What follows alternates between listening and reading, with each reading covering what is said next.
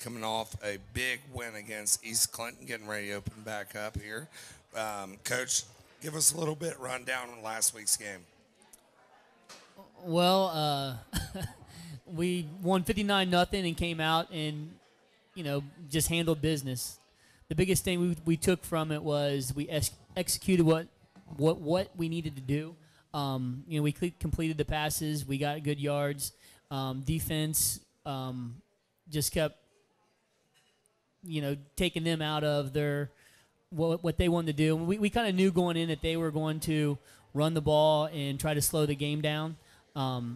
So we really focused on just hammering our gaps, getting the ball back for offense, and then letting them put up points. So we have Brady Evans here tonight and Cam Coomer. Brady has 1,100 yards, over 1,100 yards, 15 touchdowns. Coomer with 29 receptions, 16, and 9 touchdowns. Brady, going to you this year, last year coming off an ACL injury, what's it been like coming back off your season injury this year? It's just really rewarding being able to come back out and play football again. It sucked having to sit out all 5 games at the end of the season last year and not just being able to finish what you worked so hard for throughout the summer. So it's nice to be able to just come back out and do it again. Now, last year, I believe you got hurt at New Richmond, and now they're coming back for your homecoming game this year. What is it like to you to come back this year, have them at home for homecoming, and to do something and show yourself there? Just going to try to show them what I can do since I didn't really get the chance last year. What quarter was it last year? Was it first half there? It was the beginning of the first quarter. It was the first drive. Coach, with Brady getting hurt last year, this year, and coming back to New Richmond, or coming here home to New Richmond for their homecoming, what do you think over these years, over the past year, that his drive and his stride he's came? Well, the biggest thing with Brady is his drive to be better, to be the best, and he's really done that this year, and you can tell that he's a different player than he was last year with his growth that he's had at the quarterback position, his leadership skills, and his confidence in his receivers. The receivers have really worked hard, and basically they catch anything he throws right now, and it's a good combination. And Brady's throwing the ball with a lot of zip and putting the ball where it needs. He's making great reads, and that goes with he has a 62% completion rate rating right now, and only 2 interceptions. Well, Brady kind of threw it, and I thought it was going to be overthrown, so I kind of just stuck my hand out there to stop the ball, and it's over my shoulder, and I look, and the ball's just sitting in my hand, so I just grabbed it with my other one and kept running. Cameron, I'm interested. I know you're a multiple sport player. You're a heck of a basketball player too. How do you think that? What the advantage does playing basketball give you on the football field as far as going after a ball like you did in that game? I don't know, basketball, it keeps me in shape, so I'm always really in shape for both sports. And in football or in basketball, you do a lot of footwork stuff, so it helps me get off the line quicker as a receiver. I know how to use my hands and get open, and it just helps out. Coach, I know you've always been a pretty big proponent of these boys all playing multiple sports. How do you feel about that situation? What does you think that adds to your athletes? Well, I think with Cameron playing basketball and football, both of them are going to help. Football is going to help him in basketball become more physical around the basket, be able to take on contact as he drives the lane, and then basketball is going to help him for football just because of the body position that he has to work on. Just like when Brady throws the ball up, he's got to battle with it. He's able to understand where his body needs to be to go up and make a play. Going to Brady here, I want to ask you a few questions here about you're the quarterback of the team. Also, I watched you grow up. What about the defense side of the football? You ever think about playing defense side of football? talk to Coach about playing defense side of football. Your brothers played over, at Clinton-Massie, great defensive players. What do you think about playing defense side of football? Defense has never really been my thing, but I wouldn't mind it. Maybe try it out, but it's not really me. So you're we'll not. see. But the thing is, in watching you play the game, Coach, what do you think about it here? Yeah, go ahead and give your aspects. I'm never going to say never. It has been a topic of conversation, but the biggest thing in my philosophy is this, that out of all the positions on the field, the quarterback and the running back are two positions that if I can, I try not to have them going both ways, just because the quarterback has to be on the phones with the offensive coordinator making adjustments, and the running back, the pounding that they take, you want him to be somewhat fresh. Now, if we have to play him, we will, but it's just one of those things we try not to do. What do you expect out of New Richmond this week? It's homecoming. Do you feel homecoming's a bigger game? Well, how do you feel about New Richmond coming here? Well, first off, I think I can speak for all the players. We're definitely up for the challenge, just because of the turning point last season, and I don't know. It's just during all that time we really get together and build a bond that we can play with and trust each other. What? Oh, you want me to add to it? Yeah, add to that because I know you want to. No, it's. I seen you, buddy. And it's one of the things. It's just doing something that is extreme, pushing each other to the limits. Like, and we've talked like this before. They had to be here at 6 in the morning.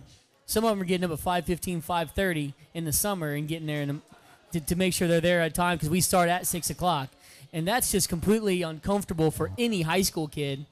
In the summer, then I know Brady, then him and 3 other players, Mason McIntosh, Brummett, and then my son TJ, they had to go and they would work 6-7 hours at the golf course after that. And that's a long day, so.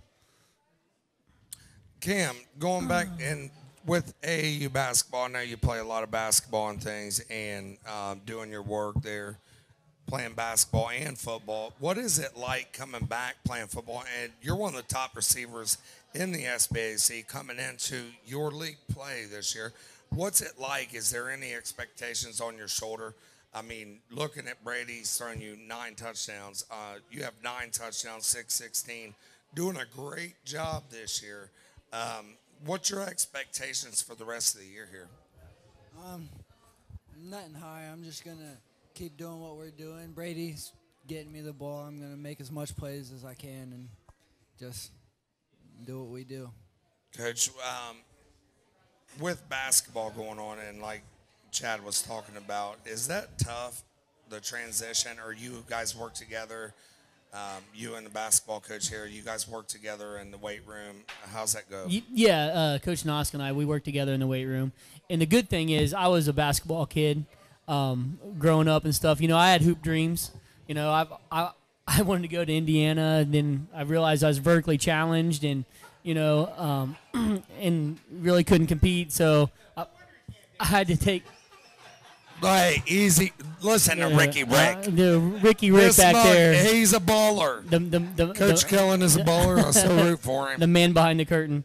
No, no. So I kind of know what he's going through, and we kind of got a deal that the month of January or the month of June during workouts, he focuses on basketball, and the basketball kids go, and we'll take the football kids that aren't in basketball, and we'll work what we call fundos and drills and stuff. And then as soon as July comes. All right, Scott, before we get off here, got to ask, how'd Saturday go? What'd you manage to accomplish? I knew you did a lot of fundraising for it and everything. Rick brought it up, but let's see. Dancing with the stars, my dude. Saturday night was a good time. And it was something different, something unique. I had a great time doing it. About 3 hours before, I looked at my wife and I was like, what am I doing? For the first time in a long time, I got really, really nervous. But as soon as I got on stage and saw everybody, I just had fun with it, and there's no turning back. 2 minutes and 39 seconds, I can handle that. But I do feel that I got robbed. I think I should have won an award because I do know that I was the goofiest of all the dancers out there, like in my attire. The most athletic. But it was a really good time. It's for a great cause, the Murphy Theater, raising funds for them to continue renovating. That theater's been around for 100 years, so it was a good time. I would definitely do it again.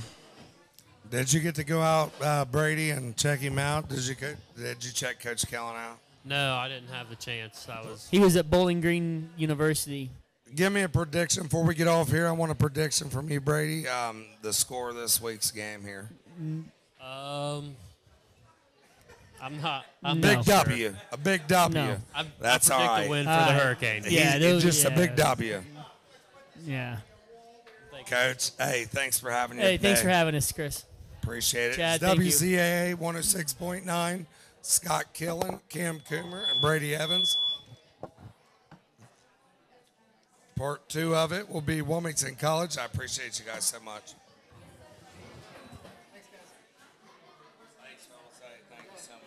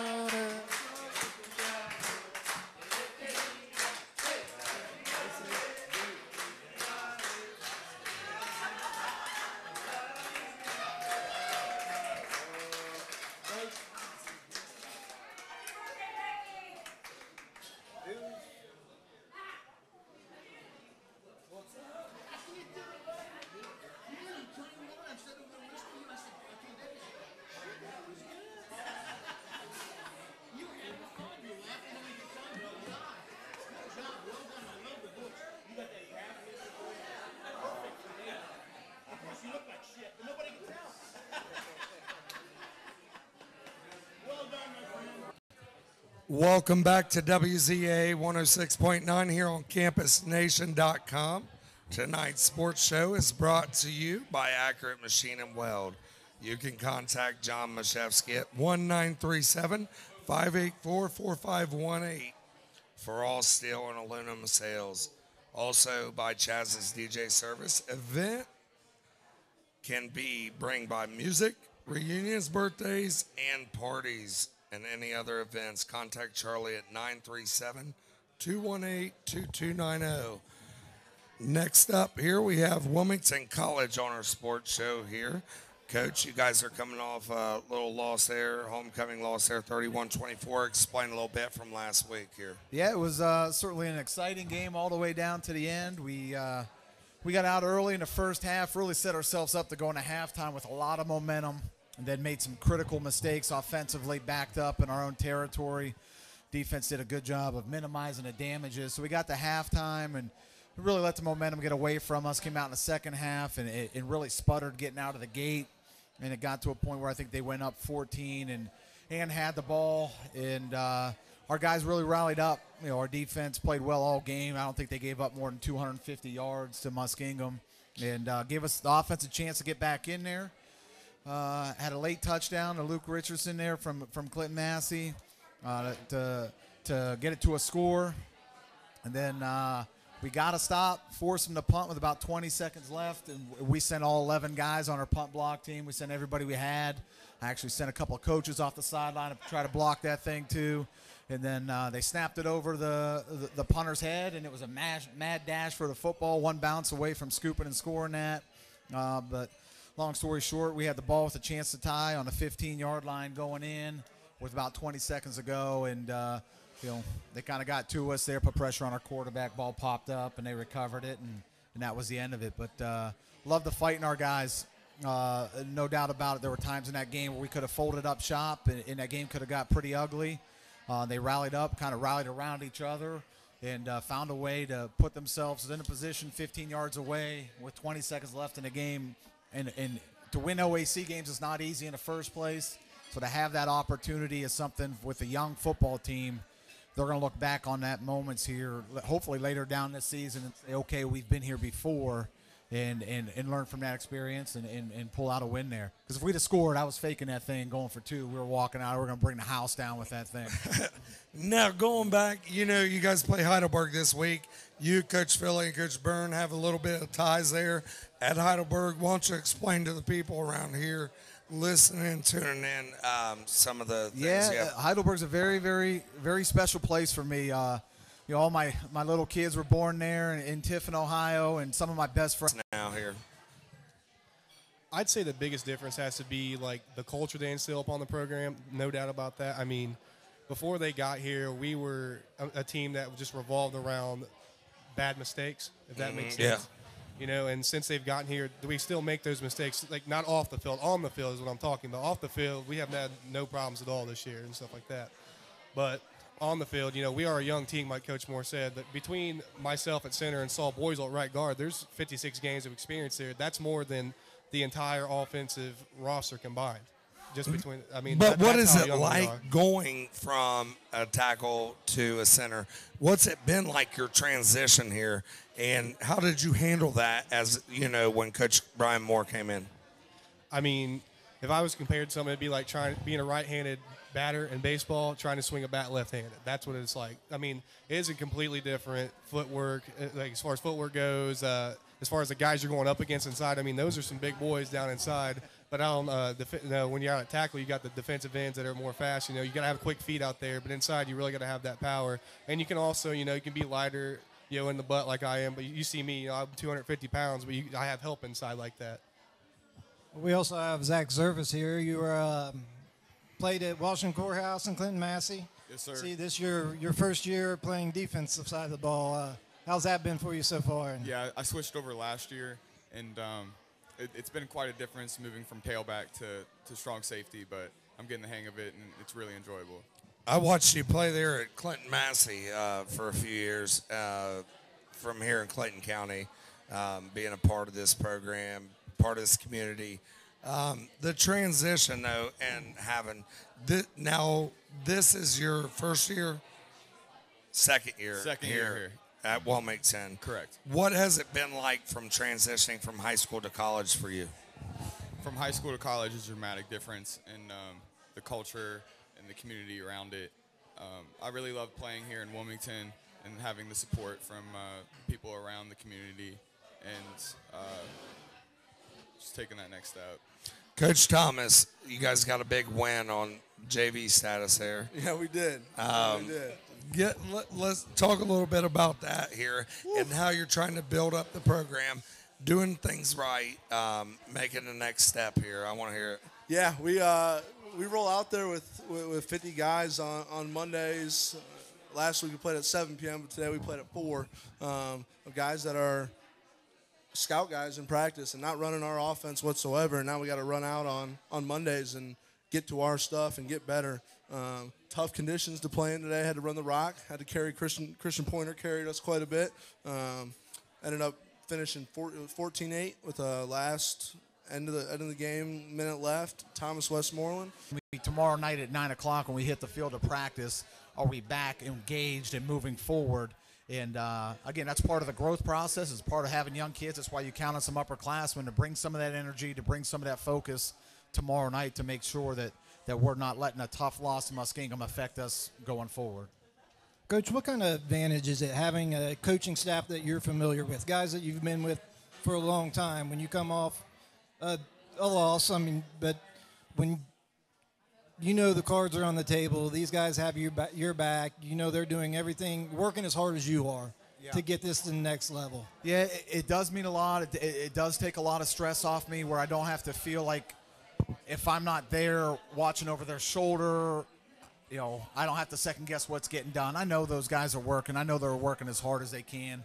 The downfall of it is because you have such a close relationship with those coaches is after a loss like that really guts you as a staff, you feel for those guys really bad too. So emotionally it takes a toll on me that, man, some of the calls, some of the decisions I made, Now, I watch these guys come off the field dejected, and I know that my decisions affected them as well and their happiness and you know, when they go home, how their family life is. So it's twofold as far as when you have some good friends around you, it's great to share wins, but when you have tough losses, it's tough to watch those guys suffer through some of the decisions you made that might not have been the best decisions looking back on it. Hey, Zach, and once I want to ask you again, what's it feel like? There's 3 kids there from Massie now playing with you, and you went to Quirhouse and Massie. What's it like having those guys there beside you, and the guys, they come on Trampler, and the rest, hey, they come in here, that was the first week. What's it like having those guys beside you? I know they're going to go out there and work their hardest, and I know the type of background they're from and the type of community and what they're about. I know that they're going to go out there and fight every day and be my brothers on the field.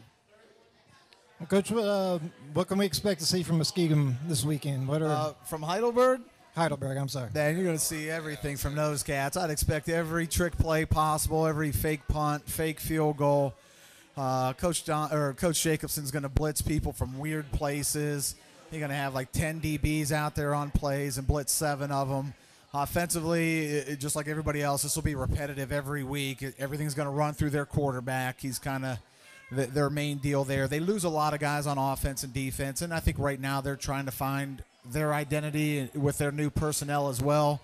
Hopefully they don't find it in time and get real comfortable out there for us. But because this Saturday, Wilmington College beat Wilmington College. We all know that.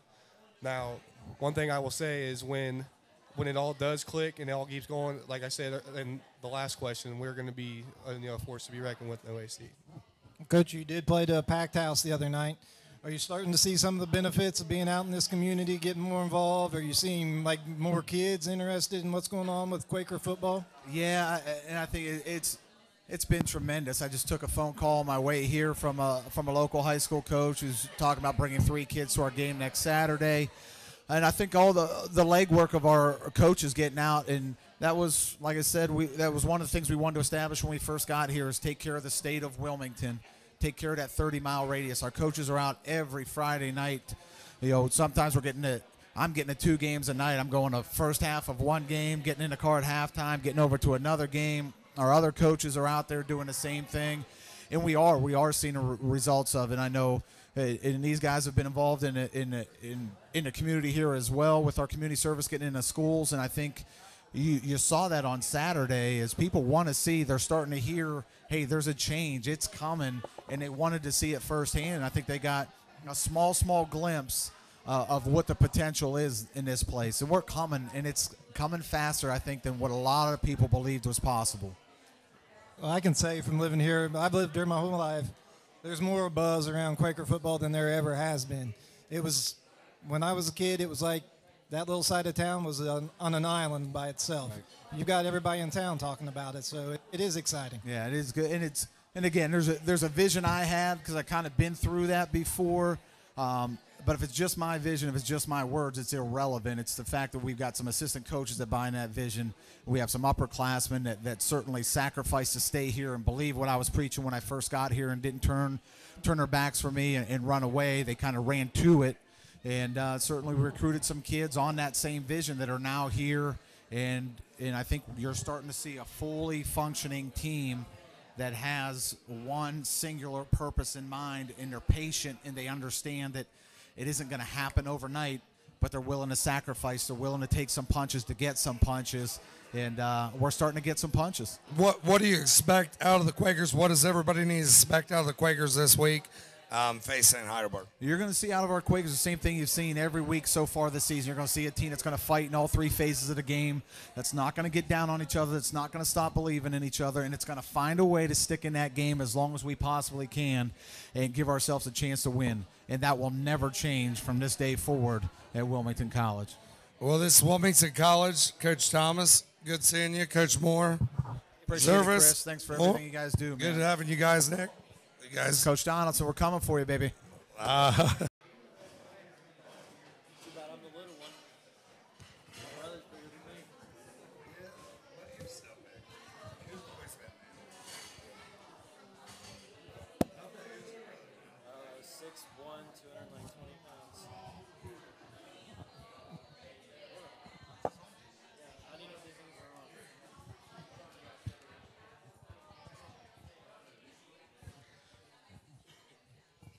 Welcome back to WZA 106.9 CampusNation.com.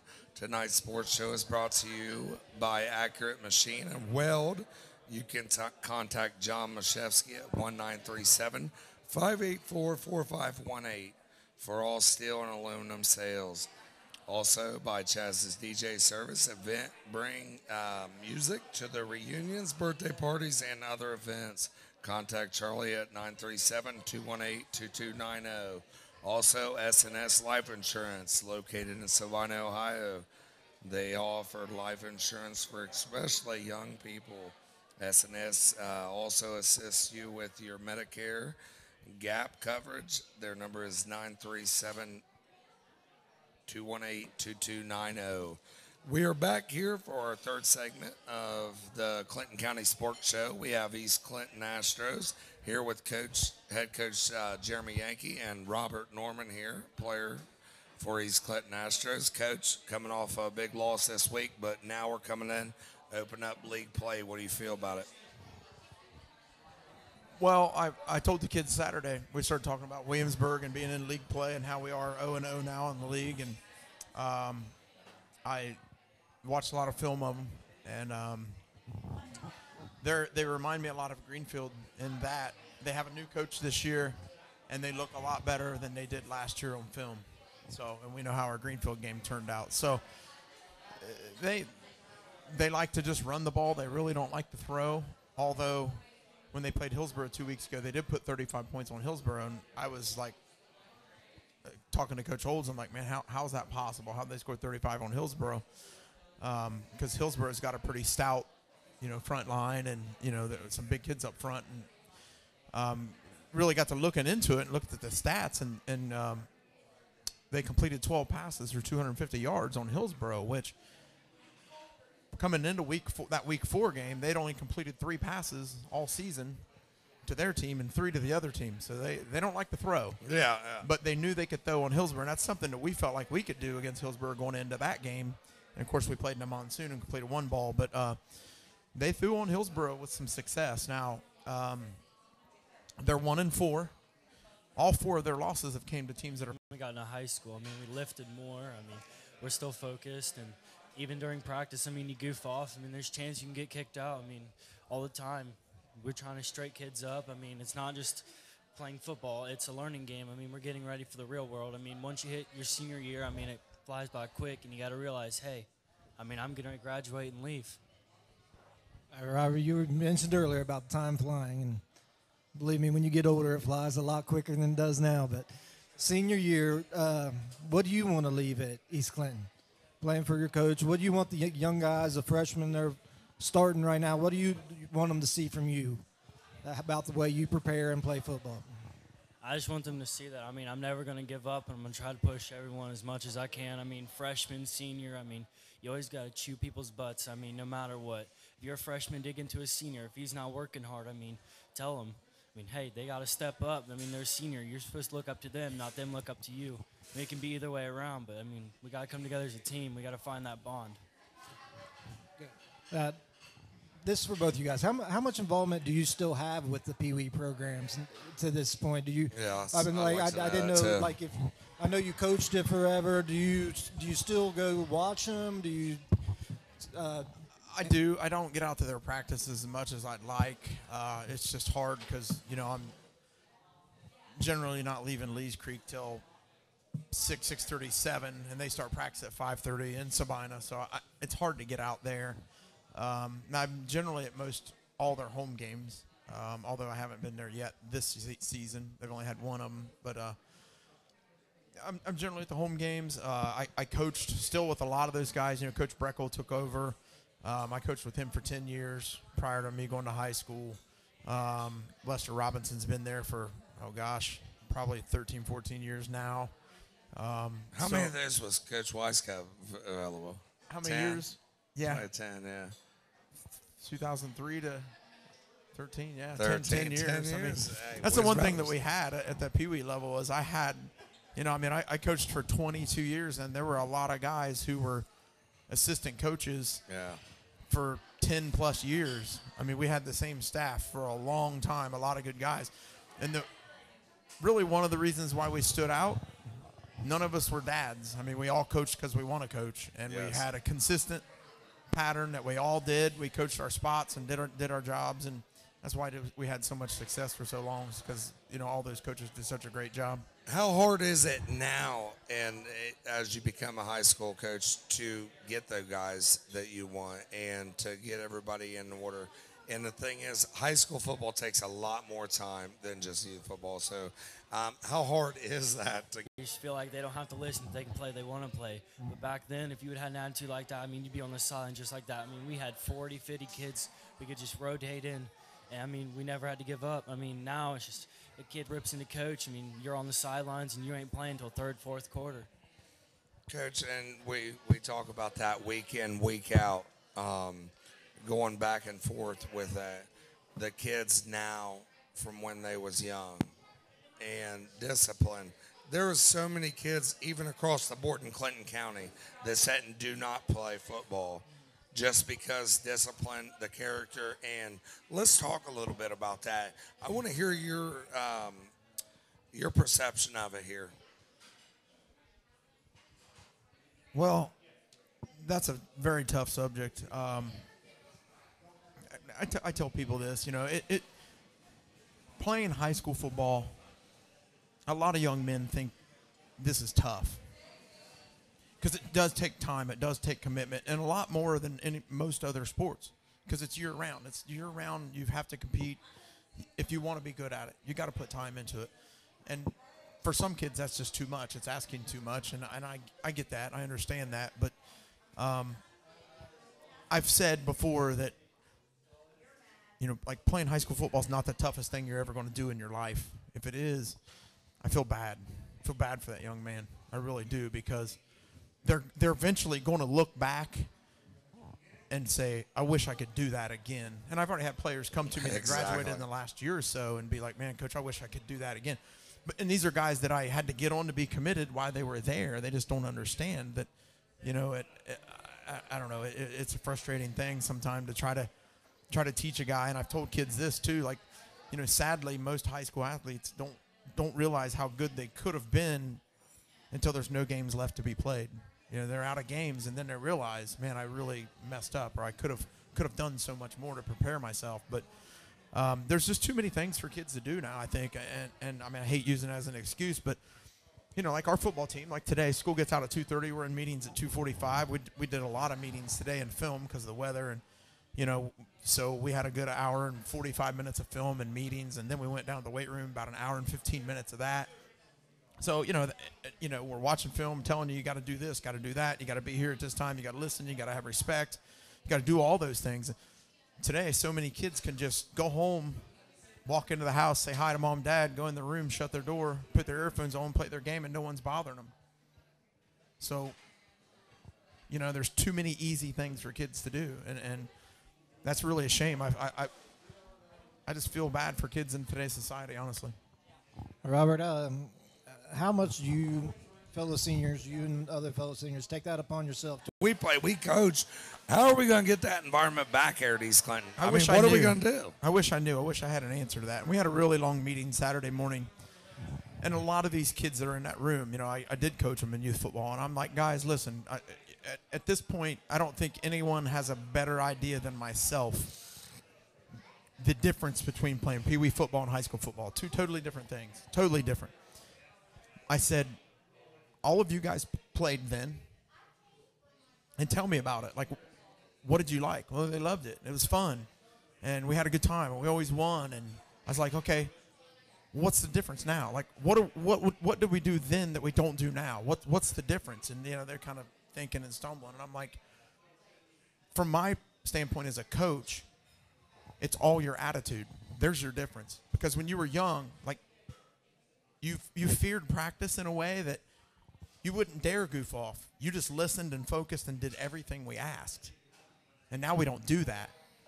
It's a distraction almost every day in our program just to try to focus through a meeting, just to get through a film and just to get out on the practice field. That's tough for some young men. And there's our struggles. I'm like, in good programs, that stuff don't happen, man. Like, you better be busting your butt, or they're going to find someone to replace you.